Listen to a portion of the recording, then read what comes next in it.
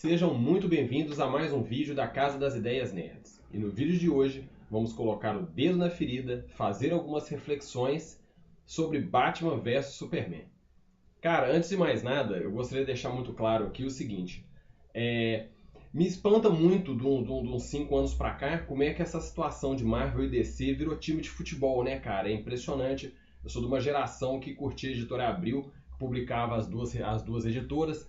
Então você não tinha essa diferenciação. Você gostava dos personagens da Marvel, personagens da DC, e não tinha essa guerra, essa briga. Me incomoda muito, principalmente quando a pessoa se autodenomina, eu sou Marvete ou eu sou Decenalta. Eu acho que não entra na minha cabeça uma vez que você faz esse tipo de divisão, vamos dizer assim, a exemplo de time de futebol. Então você, por exemplo, eu vou aproveitar, vou gostar e vou vivenciar tudo que acontece no universo DC e vou excluir completamente o maravilhoso universo Marvel. Ou, da mesma forma, eu vou vivenciar o universo Marvel e vou excluir completamente o incrível universo da DC.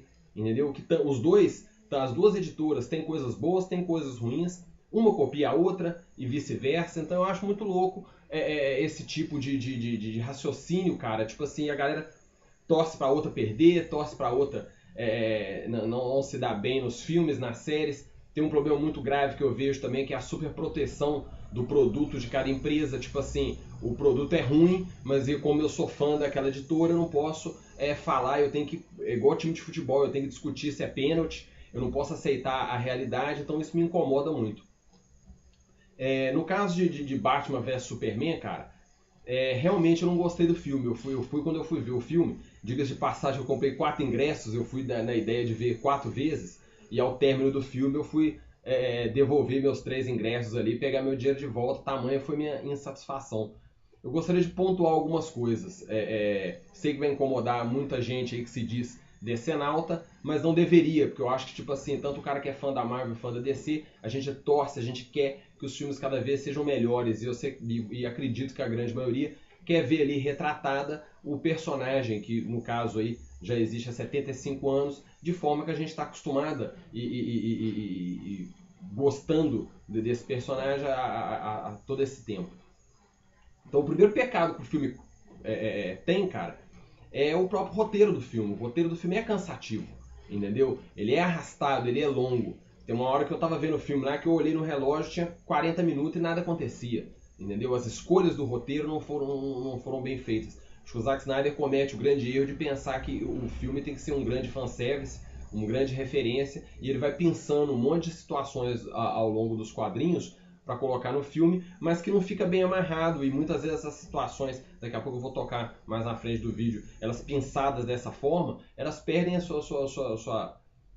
seu sentido, vamos dizer assim. Então o primeiro grande problema do filme realmente é o roteiro, que a gente vai comentar ao longo do vídeo aí. A gente vai colocar, por exemplo, cara, na interpretação dos personagens, da forma como eles são apresentados para o público. Vamos pegar o Batman primeiro aí. Cara, se você quer saber como o Batman funciona, por mais que você seja fã dos filmes do Christopher Nolan, ou que seja um leitor de quadrinhos dessa nova fase aí de Rebirth, de Novos 52, por exemplo, você devia ir atrás da Batman série animada. Bruce Timm hoje em dia talvez seja o cara, depois dos quadrinhos ali, fora do nicho de quadrinhos, seja o cara que mais entende de Batman na Warner, né? E eu até gostaria de entender por que não é ele que não está cuidando dessa parte do universo cinematográfico da DC no cinema. Acho que nas mãos do Bruce Timm a coisa funcionaria melhor. Então o que acontece? O Batman de Cavaleiro das Trevas realmente é um dos Batmans mais legais, é um dos Batmans mais impactantes. Acho que todo mundo que é fã do Batman é apaixonado com o Cavaleiro das Trevas. Mas para você apresentar o Batman tradicional, o Batman do universo DC, que vai fazer parte da Liga da Justiça, é meio loucura você querer colocar um Batman de Cavaleiro das Trevas ali.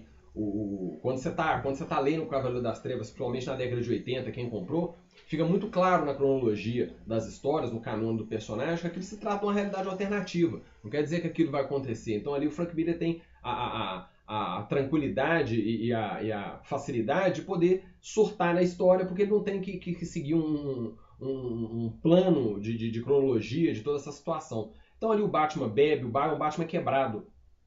É um Batman que realmente não conseguiu superar a morte do Jason, não conseguiu superar o que aconteceu com a Bárbara. Então realmente é um Batman quebrado.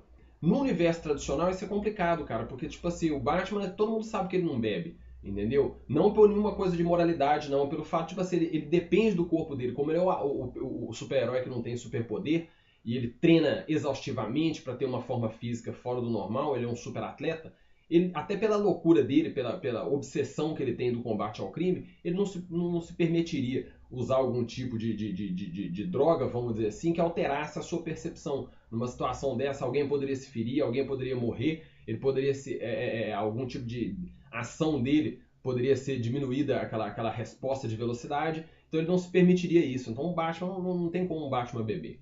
Por mais que nos filmes, por exemplo, até o filme do Michael Keaton e no filme do Christian Bale, o Batman chega em alguns momentos em matar, nós chegamos numa época agora, que tipo assim, depois de filmes como o próprio Cavaleiro das Trevas, como o próprio Watchmen, os próprios filmes da Marvel como Vingadores, de, tipo assim, a galera quer e por mais que até Cavaleiro das Trevas fuja um pouco disso, mas realmente o filme é muito bom, mais focado nos quadrinhos, mais próximo daqueles personagens que a gente está acostumado a ver. Também porque se você decide adaptar um personagem que há 75 anos faz sucesso, é porque realmente o personagem é bom. Então acho que a última coisa que você tem que ter em mente é querer mudar algumas situações da personalidade do personagem, a exemplo do que o Warner fez pessimamente com o filme do Constantine, com Keanu Reeves, por exemplo, que é totalmente diferente do Constantine que você está acostumado a ler nas revistas do Hellblazer.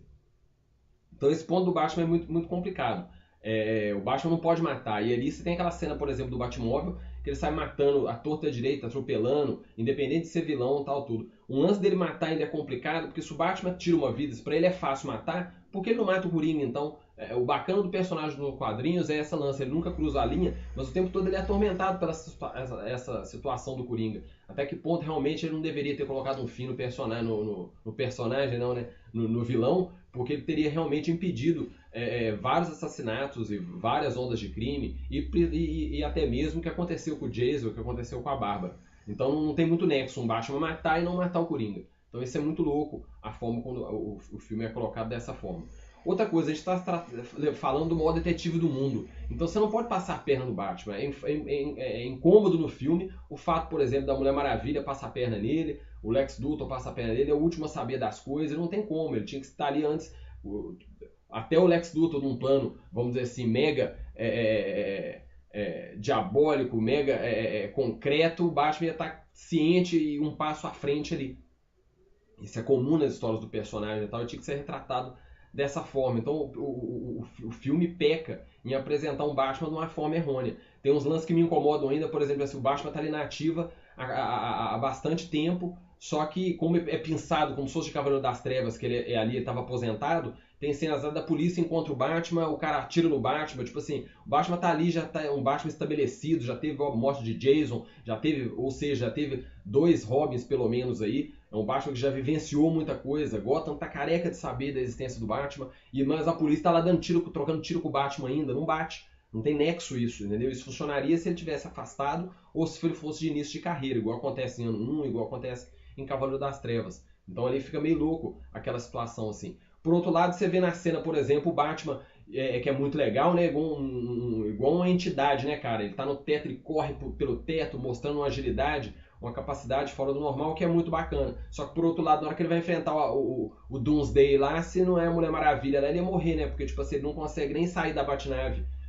na hora que ela tá caindo, que ele poderia ali lançar um arpão, sair, aquela coisa toda, ou que seja na hora que ela cai ali, tipo assim, o Batman é muito rápido, ele conseguiria sair ali antes do raio. Então, tipo, não, ali o Batman morreria se não fosse a Mulher Maravilha. Então, o filme é discrepante na forma como apresenta o personagem. Se a gente for colocar o Superman na história, a situação piora mais ainda. Porque, tipo assim, cara, não dá pra você colocar um Superman deprimido, um Superman quebrado, um Superman que não entende a sua condição, a sua posição no planeta que está no universo, entendeu? Por mais que alguém venha, os fãs mais xiitas aí, venham com aquela desculpa, não, porque ele está em processo ainda de aprendizado, ele não está ainda se adaptando. Não, cara, você já teve o primeiro filme, se você conhece a história do Superman, você vê ali toda a fase de Smallville, entendeu? O amadurecimento do personagem, pro destino que ele tem, e quando ele quando ele encontra a Fortaleza da Solidão, independente de cada adaptação a gente está falando, de filme, quadrinho que seja, ele passa como se fosse por um treinamento, não um treinamento físico, mas um treinamento até intelectual mesmo. Ele passa a ter o conhecimento de 6 galáxias, ele começa, tipo assim, o Jor-El começa a prepará-lo para o que tá vindo à sua frente, pro grande destino dele de ser o grande salvador, o maior herói de todos os tempos. Então você não pode, uma vez que o Superman tá com a roupa, tá em Metrópolis, ele é o Superman. Você não pode ali ficar, não, porque ele tá naquela depressão, é um fardo pro Superman ser o Superman. Isso tá errado, cara. Desde no excelente Homem de Aço, que ali o Zack Snyder dá show no Homem de Aço ali, deixa claro que o símbolo significa esperança e tal, aquele negócio das pessoas vão caminhar atrás de você, vão cair, vão se unir, vão ser o sol. É muito legal, muito bacana, só que tipo assim, na hora que chega lá no Batman vs Superman, isso não acontece, né? É um fado pra ele, a população não acredita no Superman. Me incomoda o fato do Batman, o maior detetive do mundo, ele não consegue ver o bem que o Superman causa, cara. Como, tipo assim, parafraseando o Zod, eles iam construir uma nova Krypton em cima daquela imundícia, o planeta todo ia ser destruído. Então, por mais que morreu gente pra caramba em Metrópolis, o bem foi muito maior. Mas não, o Batman fecha os olhos disso, levando em conta que ele já é um vigilante, que ele já teve no início de carreira ali a galera contra ele e tal, tudo. Então era muito mais fácil ele entender essa situação do Super-Homem. Era entendível ele chegar lá, encontrar o Superman e falar, não, tá errado, cara. Isso aí não é assim que funciona, papapá. Não, eu vou matar o Superman e tal. O Batman fascista, parecendo o Donald Trump. Então, tipo assim, não bate, é muito louco a forma como o Zack Snyder apresenta os personagens, os clássicos personagens da DC. Se a gente fosse fazer uma diferenciação entre Marvel e DC, sempre foi essa. Da Marvel sempre teve uma pegada, vamos dizer assim, tentando levar problemas mais realistas para os seus personagens. O Homem-Aranha tem problema financeiro, o Homem-Aranha, nas histórias do Homem-Aranha, foi a primeira história em quadrinho a tocar em uso de drogas,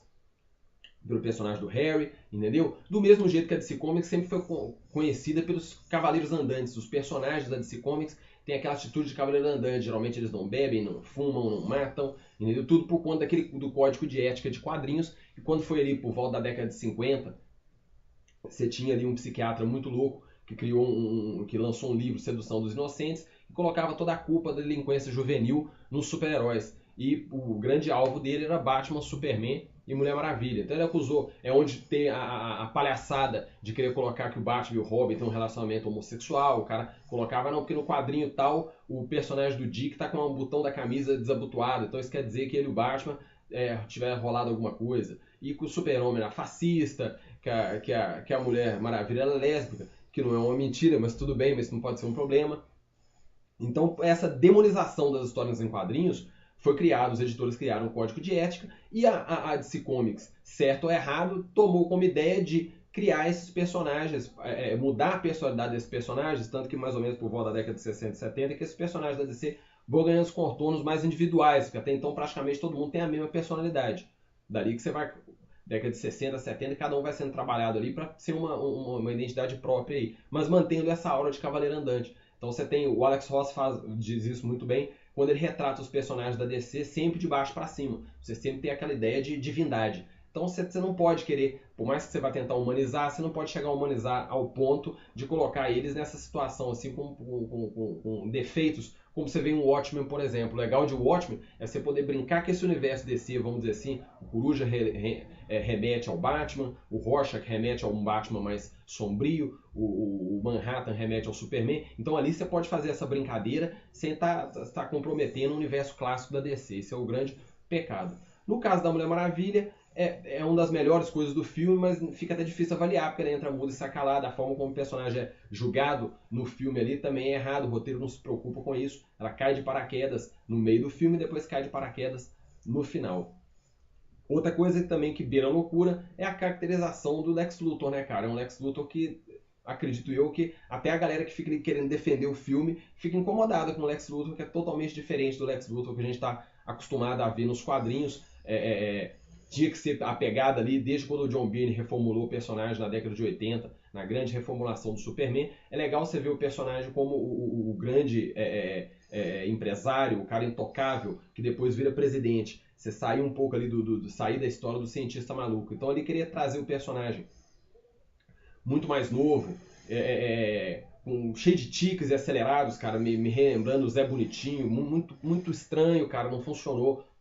As motivações do Lex também, elas não são claras. Vai desde o lance, por exemplo, você tipo assim, achei a criptonita no mar, jura, cara, que você achou a criptonita no mar, entendeu? Tanta coisa legal que você podia fazer. Eu fiquei até imaginando que eu falei assim, a ideia quando eu fui ver Batman vs Superman, eu imaginei que tipo assim, eles vão querer fazer uma coisa tão diferente que talvez essa versão ficaria até legal. Você colocou o Batman criando a criptonita, né? Exemplo do que acontece em Cavaleiro das Trevas, que ele tem que sintetizar Kryptonita para poder usar no Superman, contra o Superman.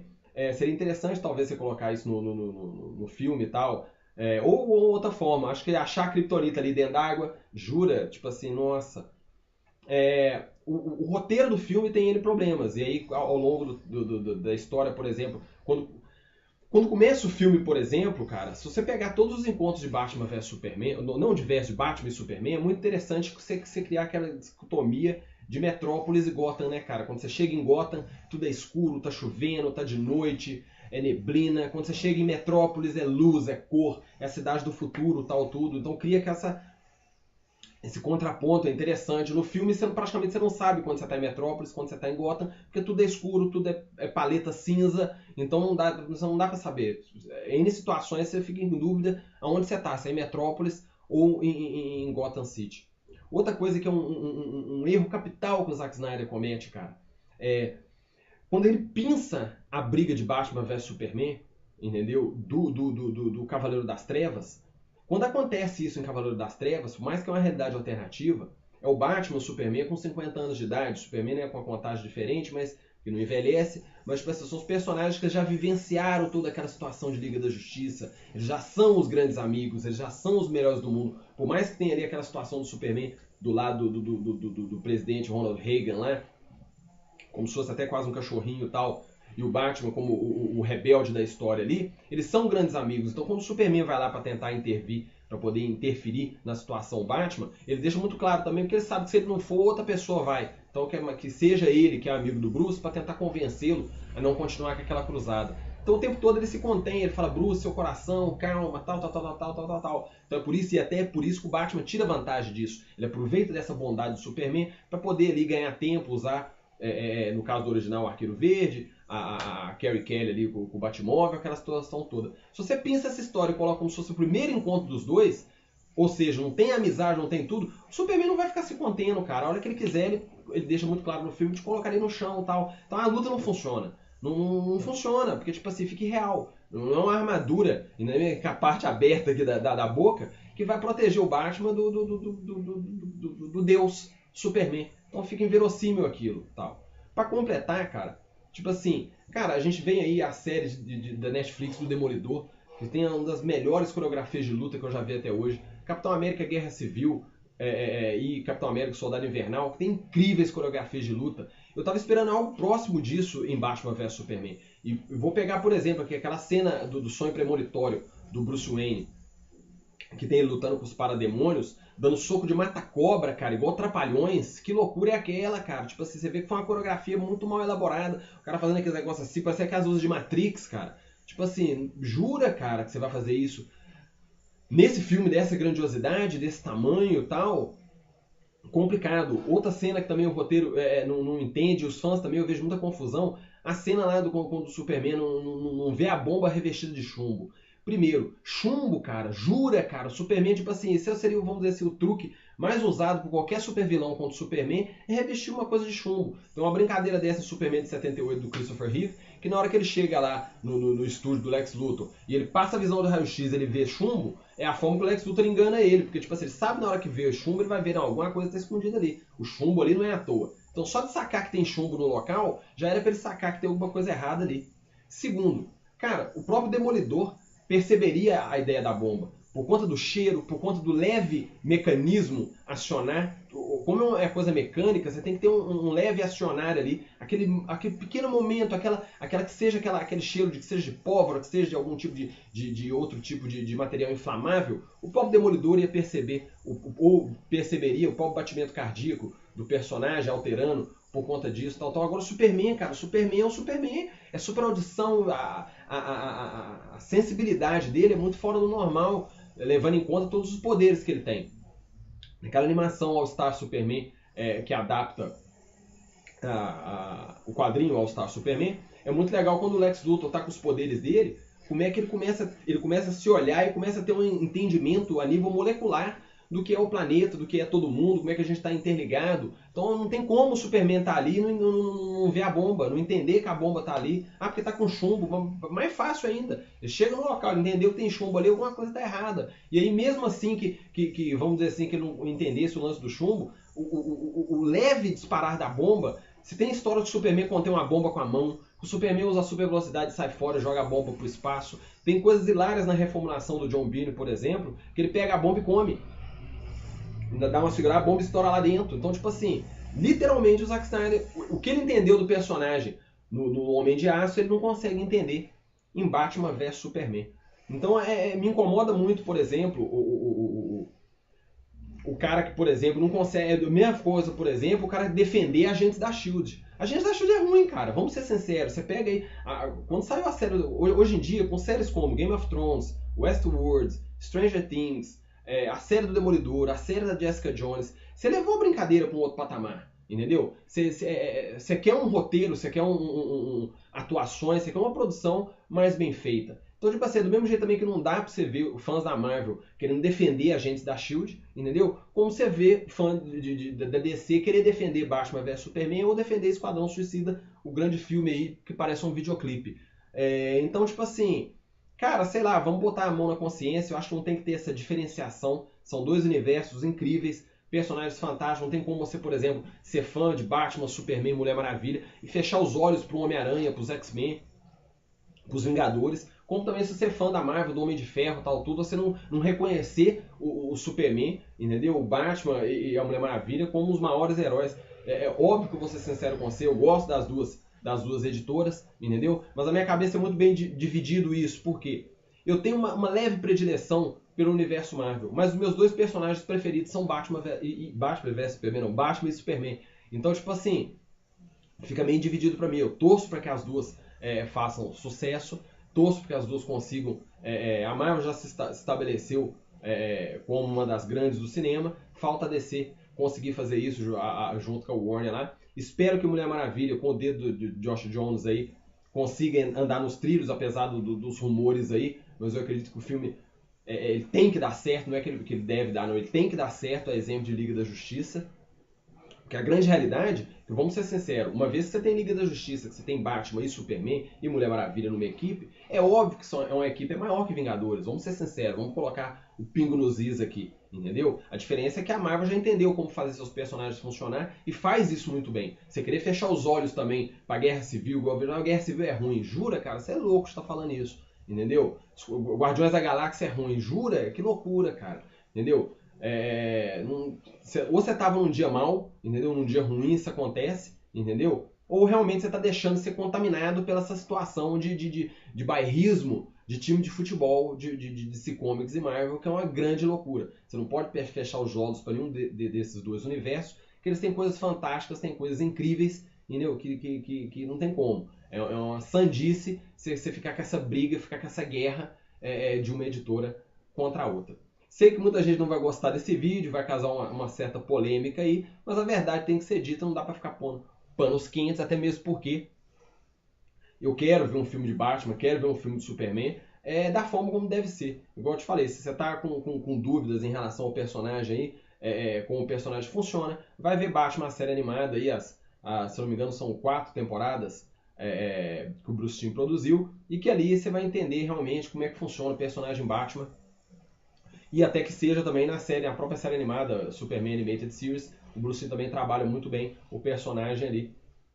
A exemplo da série de TV Smallville, até a 4ª temporada, que depois da 4ª temporada virou Samba do Crioulo Doido, e os clássicos filmes do Christopher Reeve. Espero que vocês tenham gostado, sei que vai chover de comentários aí, então vamos lá, vamos acho que um debate sadio, com argumentos válidos e sólidos, é mais que interessante. Então estamos abertos aí às discussões sobre essa polêmica. Espero que vocês tenham gostado, um grande abraço e até o próximo vídeo.